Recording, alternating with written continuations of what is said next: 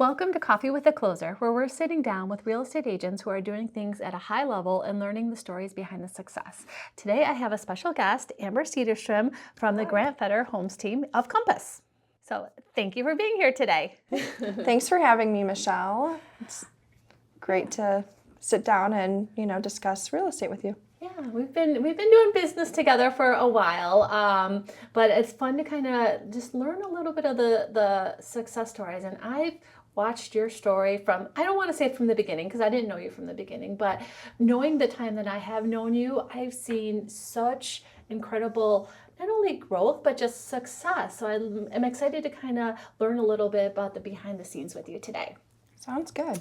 So before we get started, I'd like you to kind of just tell everyone a little bit about yourself. Well, I have 3 kids, 7, 4, and a 1-year-old. So when I was coming into the real estate career, I was looking for something where I could be flexible with my children and not just like work a Monday through Friday job, 8 to 5.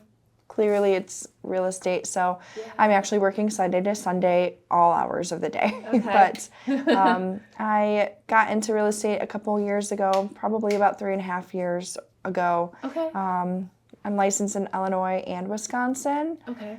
But I have grown quite a bit in those last few years, and now my kids are starting to come along with showings and learning the different things of behind the scenes of what it takes to be a realtor. So it isn't just a career that I went into for flexibility. It's something that actually helped bring my family along with and do things with us. Yeah, that's one of the best things about like this career. I think for me personally, and what I do is I like the flexibility of, if you have, a middle of the day, award ceremony at your kid's school, you have the flexibility of setting your own schedule.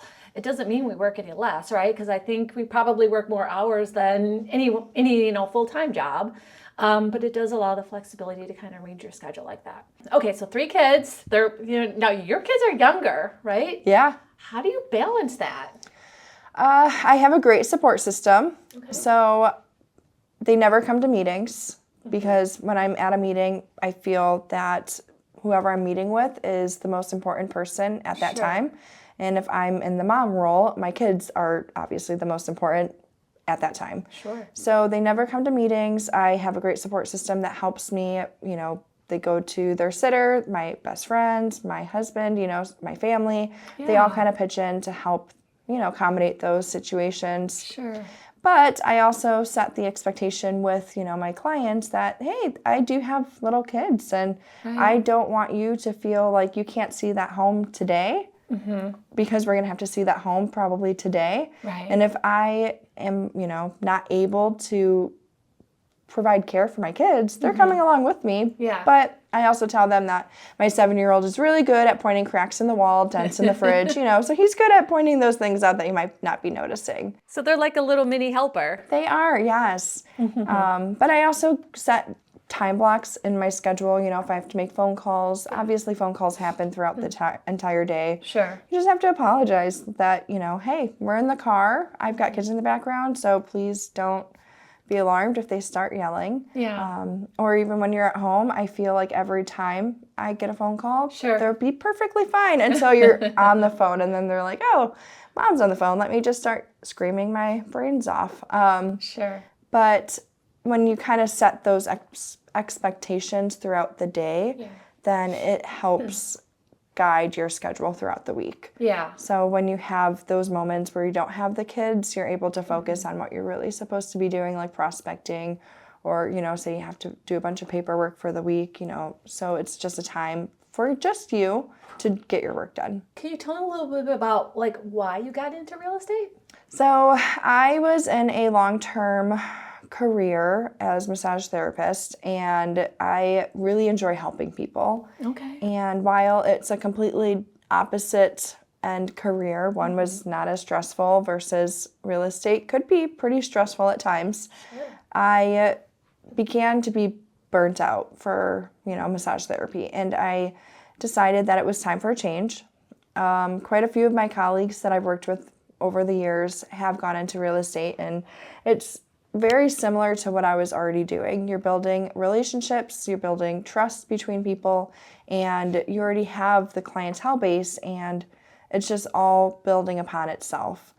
Granted, with massage therapy, you just had to be good at massage therapy to have someone come back to you. Real estate, it's a whole another, you have to be good at it for them to want to refer you friends and family and come back to you. But I thought that it was just another way that I can help people and get in front of people. And that's kind of was why I went into it, because I felt that it was still helping people in, a big way. Yeah, no, absolutely. And I just from working with you, I know how much of a caring person you are, and it shows in your work that you really do take the time to understand the why are you doing this behind the need, right? Because I think that's important. You have to know what is their motivation and why do they have to move?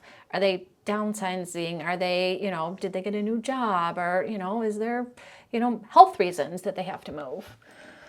Yeah, I think the why is one of the biggest, because you have to be empathetic. You have to, are they wanting to move because they're having a baby, or they have to relocate for a job? And I think that kind of positions around how quickly they have to move, or their timeline. Yeah. But I also think at the end of the day, they're all moving, right? So they all have that same end goal. And I try to treat them all basically the same, because no matter why you're moving, it might be a happy move, it might be a sad move. It's just quality over quantity is kind of what I focus on. Yeah, no, I think that's super important. So I'm curious, you were doing massage therapy before, and then you transitioned to real estate. Have any of your massage clients ever become your real estate clients? Yeah, so I've actually had quite a few clients become real estate clients as well. Okay. It's because they know you and like you and trust you already. Right. And they also refer me quite a bit too, because they have seen me grow, because I was still a massage therapist in sync with real estate. Okay. This year is actually the first year I went full-time into real estate and retired from massage therapy. Yeah. But I still try to connect with them and stay connected with them, because I've had a long-term relationship with them already. Yeah. So you need to stay on top of mind for everybody when you're in real estate, because you just want, if someone says, hey, I'm looking to sell my house, oh, I've got someone for you. So that's the kind of idea of staying connected with them. I think that's so important. Staying top of mind is one of the biggest, skills that you can have in the real estate world. What things do you do to kind of stay in touch with your clients? So I send out birthday cards, and I do touch base with them quarterly. Our team does 4 big quarterly events each year. Okay. So it's very nice to utilize those events to invite our previous clients, future clients, family members, friends to those events. Yeah. I also try to do my own little client appreciation events at least twice a year. Okay. So that way they know that, hey, it's just me connecting with you. And then also when they close, you just reach out to them. Hey, happy 1-year home anniversary, or hey, I saw that you're looking for a contractor on Facebook of some sort. So I try to connect with social media as well, just to stay in front of them, and because they become friends and family. It's not just a client that, oh, see you later, we closed, I don't ever want to see you again. I want to see the growth that they make in their family home, or see, how they change that 1 bedroom into something that's spectacular. And I had one client, she couldn't wait to decorate for Christmas, and around Christmas time, I was like, I really, you have some great ideas. I really want to see what you have done for Christmas. And she sent me pictures, and it's just very heartwarming to know that you've helped them get to that point. They really do become an extension of our family, right? Yeah. I love that too. I love when somebody says, oh, I connect with them on Facebook, and they say, oh, this is my garden that I'm able to do that maybe I couldn't do when I was renting, right? Those are some of the perks of a home ownership. You can do what you want. Yes, you can do what you want, but you also have all of the expenses of home ownership. True. But I think when it balances out, furnace goes out maybe once every 20 to 30 years.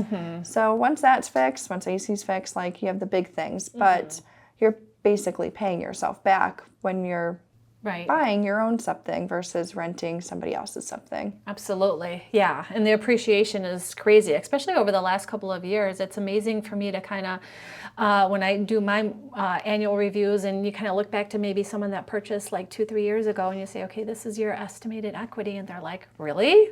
Wow. Yeah, I have clients who we do annual CMAs for, which is a comparable market analysis, just so that they can see what the market's like in their area. And some people are pretty amazed at what a year can do to, certain areas. Well, that's amazing. So you sit down with your clients maybe and their anniversary, home anniversary or so, and you kind of tell them this is how much your home is worth? Yeah.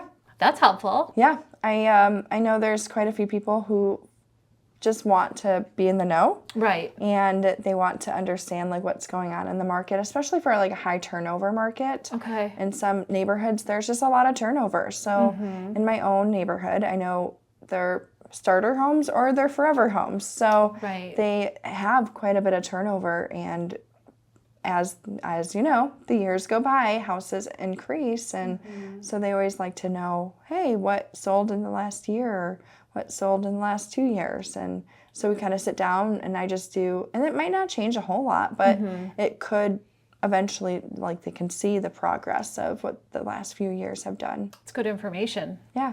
So you mentioned events, customer appreciation events. Can you share maybe one that was a big success or maybe a few ideas that you could give? Yeah, so I have started doing coffee events, meeting at local coffee shops, one, to support local businesses, and two, just to get in the community. I'm not a huge cold caller because they don't like you and they hang up on you. There are times I might cold call, but I'm more of a people person. So I like to meet you in person. Yeah. I feel like face-to-face interactions are a lot easier versus cold calling because they don't know you, they don't like you, you're just trying to sell them something, or you're trying to sell them a home or their home, and they might not have any intentions of moving. Right. But when you meet someone in person, you start to get more personal. So they start opening up more to you. They start sharing, hey, we are thinking about moving in the next couple of years, or you have the opportunity to tell them, I can do a CMA for you, and just to give you the information of it. There's no strings attached. They also see that I'm not pushing, like I'm not being pushy, I'm not being a salesperson. I'm just trying to give them information and, my knowledge.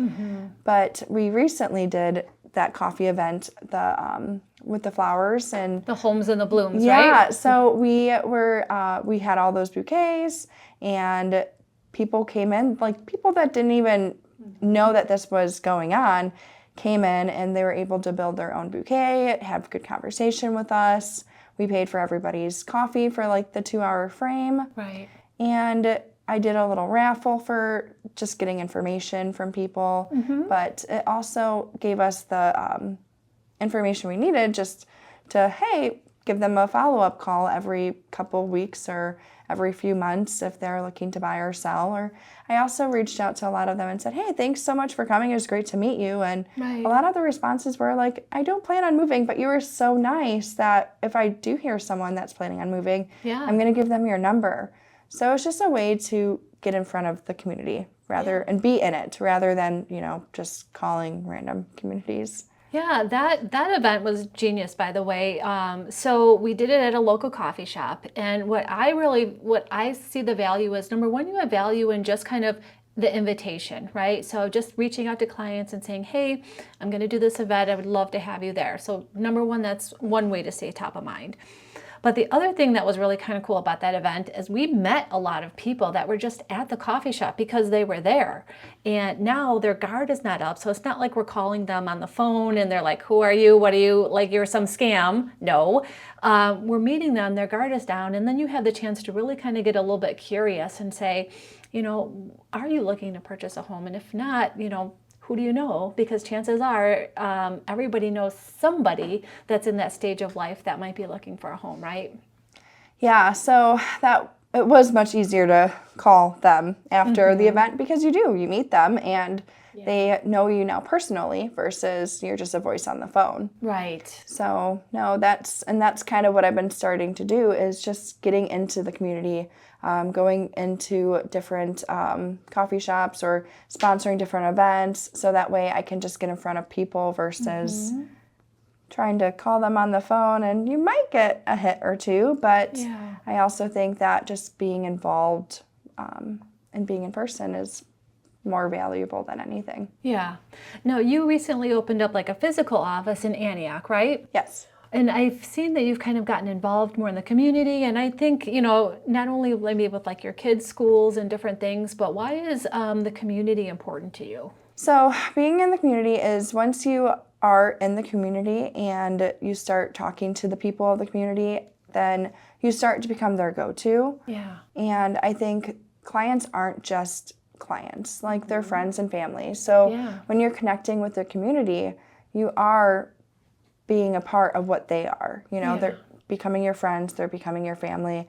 And when you take that piece out of it, then it just becomes a transaction. Right. So I think that when you are connecting with people and being part of that community, you're basically, you're going to become the person that they want to go to because they like you and they trust you. You're going to be the first person on their mind. Yeah, because you're the one that's showing up to things. You're the one that's sponsoring the events, and you're the one that's helping behind the scenes to make things happen versus just that person that, hey, I sold this house in this community. It's, oh, wow, she's the one that, helped us do our garage sale, or she's the one that is, helping the kids with this program that they might have at the school. Right. So those are the things why I kind of connect with the community, and it's important because I don't want to just make them another transaction. I genuinely want to be their friend and become part of their family because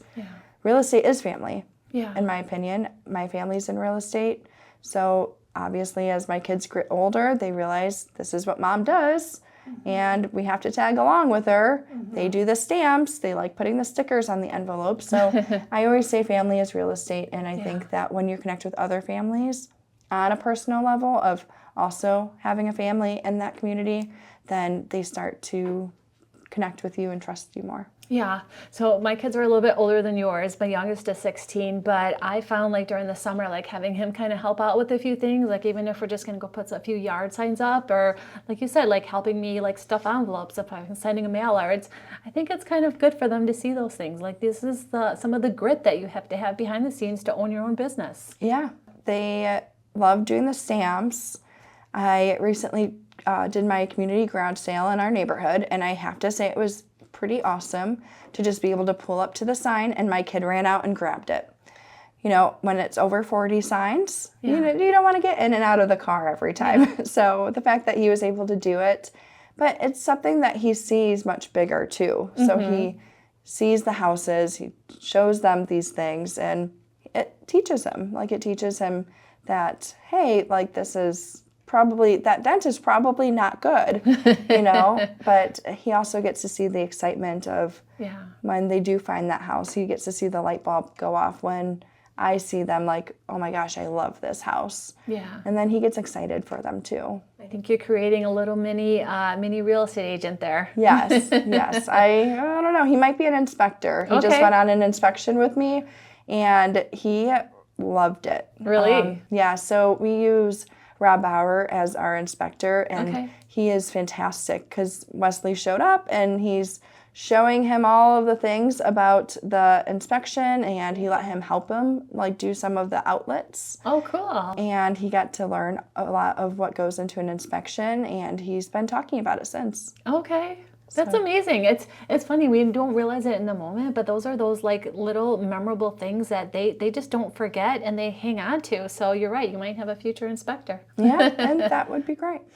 So going back a little bit, you mentioned something about garage sale, and we've actually done that together in the past. And I've seen like other kind of real estate agents sponsor garage sales. Any success tips or any reasons why that kind of works for you? So I started doing garage sales within my first or second year of real estate. And I started doing it in my own neighborhood because our neighborhood did not do community garage sales, and we have a very large neighborhood. So then it was also a way for me to get to know my neighbors and talk to them and kind of get an idea of like what they do, or let them know that what I do. Yeah. And it became more of a personal level because obviously this is your neighbor that you're talking to. And now when they have questions about real estate, they know I'm a realtor. So they'll give me a call or reach out. And we sponsored it by doing signs. So I'd put signs out. You give every house that's participating in the neighborhood a sign that has your name on it, your phone number. I get really large signs to go in front of the neighborhoods. Okay. So that way people can see when the garage sales are, and it has your name and your phone number on it. And I've gotten quite a few calls just because of the publicity of the garage sale. That's genius, yeah. And then you and I actually walked around and delivered donuts to people and said, hey, good luck on your garage sale this weekend. So the partnership between us was great because we were both able to connect with the community, and hopefully they think of us when they want to buy or sell their house. Right. I've also had follow-ups with people, like I'll give them a call, like, hey, how did your garage sale go? How's everything going? Are you planning on moving or anything anytime soon? And quite a few of them would actually reach out, and goes back to the CMA. They would be like, hey, I'd love to know just what's going on in the neighborhood. So then it kind of got you connected with them because now you're the expert of the neighborhood because I live in the neighborhood. Right. So it just kind of is a spiral effect of getting involved with the community, being able to talk to people without calling them and they have no idea who you are. Another way from getting away from a cold call, now it's not a cold call, it's a warm call, right? Yes. So you work on a team, right? So you run a team with other agents, and I know your team kind of believes a lot in like coaching and mentorship. Can you tell me a little bit about, do you have a mentor? And if so, like why is that important to having like a good mentor in this business? So I would say when I first started in real estate, I was super lost. Okay. I finished school and took my test, and I went into a brokerage, and I had no idea what the heck I was doing. Okay. School does not teach you how to sell real estate. It just teaches you how to pass the test. Yeah. So I struggled in the beginning, and even the brokerage that I was with, they ended up switching their coaching and everything. So I was just kind of stuck in the in-between gray area of not knowing what am I doing.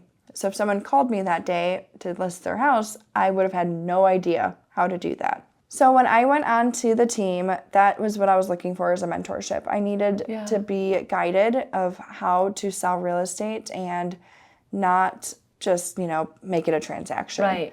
So our team has been a huge guidance because we all have experience in different things. Like real estate is never ending. You always learn something new every day. Yeah. And I might not have encountered it, but maybe one of my team members have. Right. So my team lead has been a huge help for my mentorship because I didn't know how to sell real estate, and now I feel like I do it pretty well. But we all do it differently. We all have our own ways of doing things, but it's just kind of like the foundation of it, and I think that's what helped me with my mentorship. And it's funny, it's kind of like you can always read stuff in a book, but until you actually like encounter it, you don't know like how to respond. So that's why I agree that having, maybe somebody encountered a situation that you haven't had and just kind of learning what they did in that situation can be super helpful. Yeah, I was actually just talking this morning about how experience builds confidence. Sure. And you have to have the experience, or at least the knowledge of the experience, to feel comfortable in the situations of when it is presented. Yeah, And that makes sense. when you hear of everybody else's experience of it, it gives you that knowledge to feel more comfortable for when it does happen to you. Right. So now that you're on a team, that you have mentors, right? And you have people that are maybe the same level of experience, but you also have people that are maybe a lower level of experience that you are able to mentor. I'm curious maybe for a newer agent coming into the business today, what kind of advice would you give them?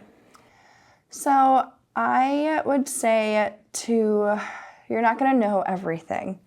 And I think when I came into it, I felt like I had to know everything, which as a mentor, my mentorees also feel like they have to know everything. And I tried to explain to them, you're not going to know everything. I still don't know everything. Sure. The people on our team don't know everything. Things are never ending. Right. You're always going to have a curveball, but it's really the support that you get behind you that's going to build your confidence. So getting into the MLS every day and just getting an idea of what the market looks like, that's what I started with. Okay. I had to start seeing the trends, seeing how fast things are moving on the market. And then you also become the expert. You have to build your expertise, and there's no better way of doing that than watching what's going on and off the market and how fast they're going on and off the market. And knowing everything, it's going to overwhelm you with all of the cloudiness of real estate versus actually getting in there and getting into the community and start talking to people. You have to start connecting with your community, like whether it's you have a sphere or not. Go to a coffee shop. And it was funny because one of my other lenders, one of the first things he said, he was like, you should go sit at Starbucks with a little sign that says, ask me about real estate.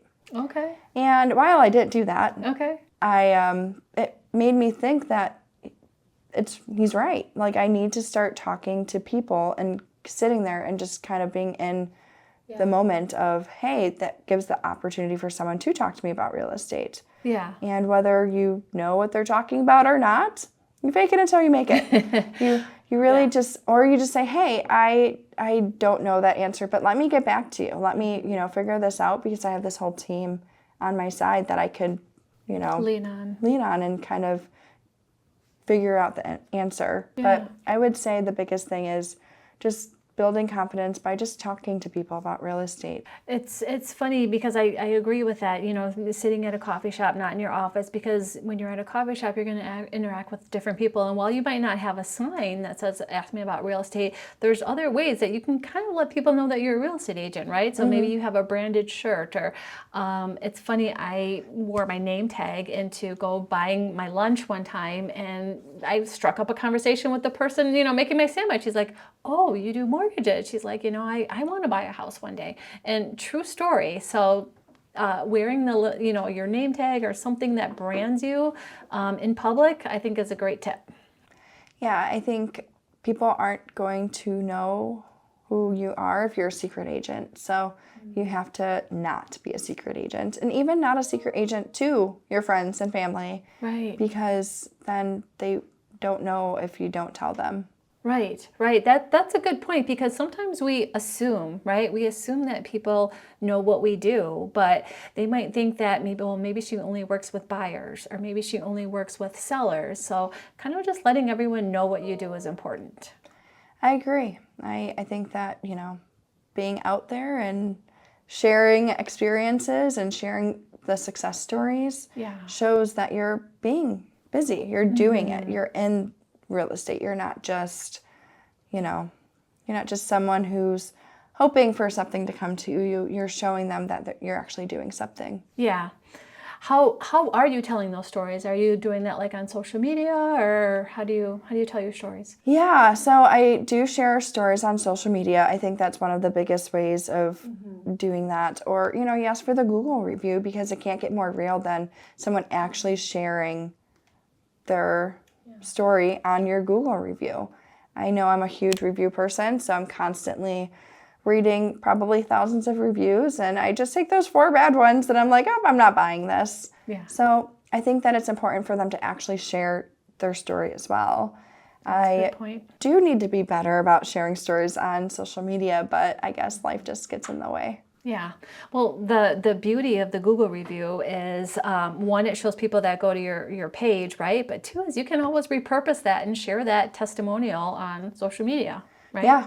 So I'm curious, what's happening in today's market, and what maybe advice would you give for somebody that's buying their home for the first time? As everybody knows, that the market is a little bit crazy, and houses are going under contract within like a day or 2. Okay. So I would say the best advice for buyers is let's sit down. I like to educate my buyers so that they know what's to happen versus like, let's go meet at this house, and then you like it, we spiral down and have to do everything backwards. Yeah. So I would say educate yourself first, and then, do the steps, get your ducks in a row, so that way when we are finding that house that you really, really love, we are prepared to put your offer in, negotiate your offer, and potentially go up against multiple offers and win. Yeah. Because a big part of that is doing their financial homework, right, and doing the pre-approval and everything. Because how many times have we seen somebody walk into an open house and fall in love, but then it's like, oh, but I got to make an offer tonight? Yeah, so we actually just had a deal like that where I met somebody who was just in the beginning stages of buying a house, and I ended up showing them a house at an open house, and they fell in love with it. And then they're like, oh, wait, it's multiple offers. And I'm like, don't worry, I've got somebody for you. So then I called you, Michelle, and you were able to get them pre-approval right away. And we were able to put the offer in, and we actually wound up against 7 offers, and they got it. Yeah. But and that's where the negotiation skills comes into play, and and I don't know if negotiation skills, but structuring the right offer, helping them understand, okay, well, this is what we have to do to be competitive to get your offer to stand out, right? Yes, and it might not always be the highest offer. It might just be the terms within the offer. So when you're educated on what might go into the offer in advance, you can better prepare yourself, whether it's financially or just mentally, of okay, I have to close in X amount of weeks, like if I can do that. So having the right lender, like yourself, and going through the underwriting already and having that pre-approval, we can close relatively quick. So some people just want the quick closing. They might not want the additional money. So some of the offers I've won isn't because they were the highest offer. It was because they were the best financial offer or they had the better terms.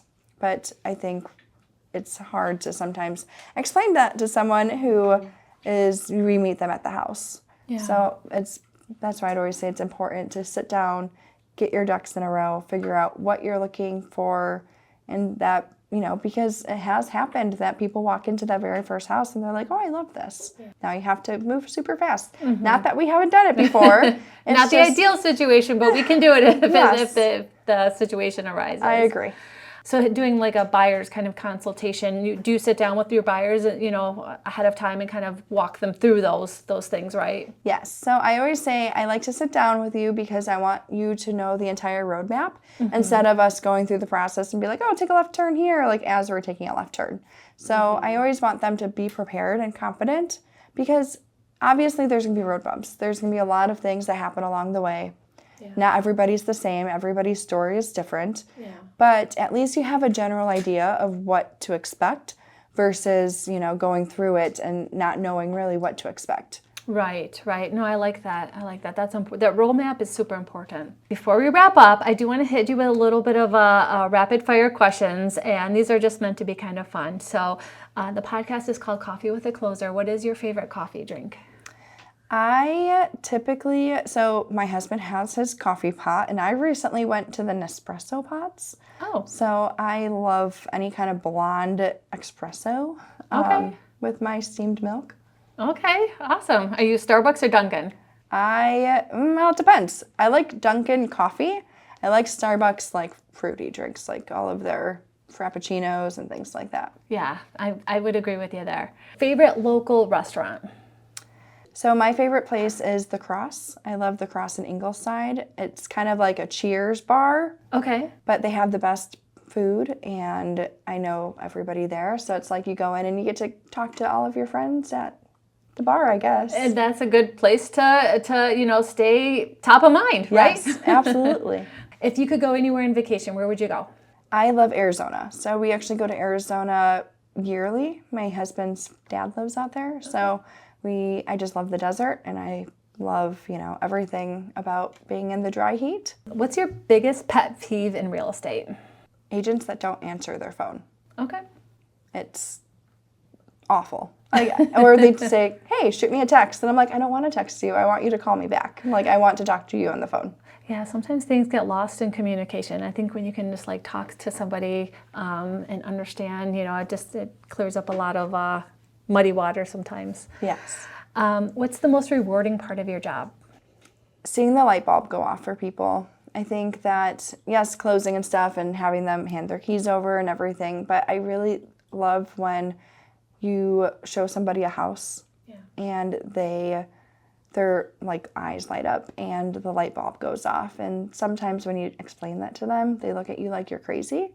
And I'm like, trust me, I've seen it go off many times. It's when you feel like home and you know that they feel home here. Yeah, that's funny. I can think of a situation that you and I were actually working together on, and she mentioned that just like the moment she set eyes on the house, she knew it was hers. Like she knew, hey, this is my house. And I think she even found like a penny or some sort of sign like that on the floor that, you know, she's like, yeah, this is my house. All right. Well, thank you so much. I know you're super busy, so thank you for being here today. If somebody wanted to reach out to you or get in contact with you, what would be the best way for them to do that? I would say you can call or text me at my cell phone, 815-355-7684, or you can follow me on social media. All right, awesome. Thank you for being here today. This is Michelle Garibay with Coffee with a Closer, and if you'd like to get in touch with me, you can find me at 262-496-4582.